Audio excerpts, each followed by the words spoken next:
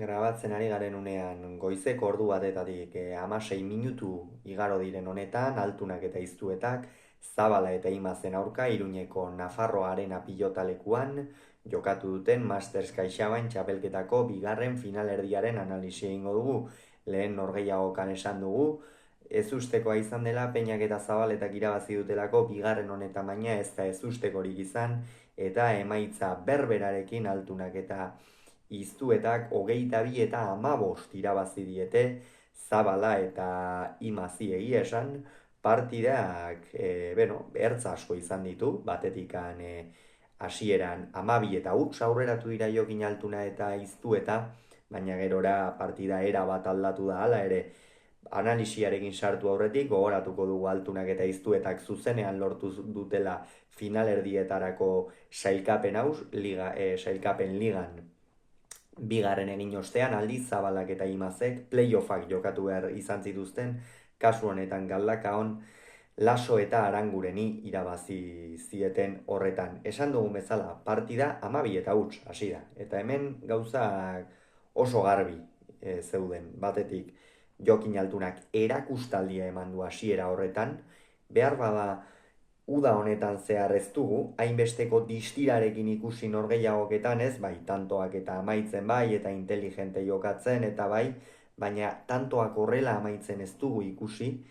gaurkoan baina oso desberdina izan da, oso desberdina ere, ezker gantxoak bikain markatu ditu, txokoan bikain pausatu ditu pilotak eta oso distiratxu jokatu du lehen zatian, Zabala eta Imazera bat partidatik ateraz eta gainera Martxeliztuetak atzean erantzun du, pilota garbiak soilik uzten zizkion Jokinek eta Iztuetak bikain baliatu ditu partida hasiera horretan eta benetan hasiera zikoitza eman dio Jokin Altunak norgehiagokari. Bigarren zatian baina gauzak era bat aldatu dira, tanto bat egin dute Zabalak eta Imazek, eta apur bat hor mamu guztiak joan egin zaizkiez, beti daukazu hor bat bian gelditzeko beldur hori, baina hortik aurrera jada lehenengo tantoa egin da oso bestelako partida ikusi dugu, Ander Imazek bigarren zatian eta etzen zaila noski egin duen lehen zatiaren ostean, gainera traket saritu da Imaz, pilota dezente galdu ditu, esan dugu Imazek ezaugarri berezi bat baldin badu hori erregulartasuna da, eta lehen zati horretan ez du inondik inora ere erregulartasunik erakutsi, bigarren zatian bai ordea, eta pixkanaka Iztuetare nagusitzen joan da, 11 eta 14 ere ipini dira, Javi Zabala ere gorak azetorren, askoz ere gehiago behartu dute Iztueta, eta hor bazen ez galdera ikur hori edo ea Martxelek partidari eutsiko ote zion egin batean, eutsi dio azkenerako 14 eta 11 aurreratu dira, gero 18 eta 11 ere,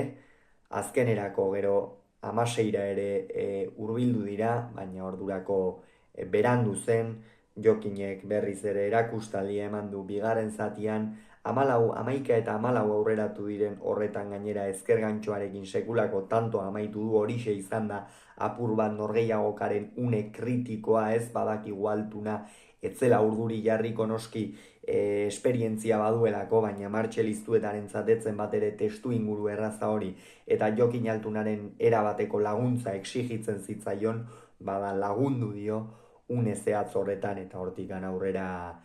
haizea bezala joan dira aurrera eta azkenerako 22 eta 15 irabazi dute eta honen bestez erabakita geratu da 2024 urteko Masters CaixaBank txapelketako final handia.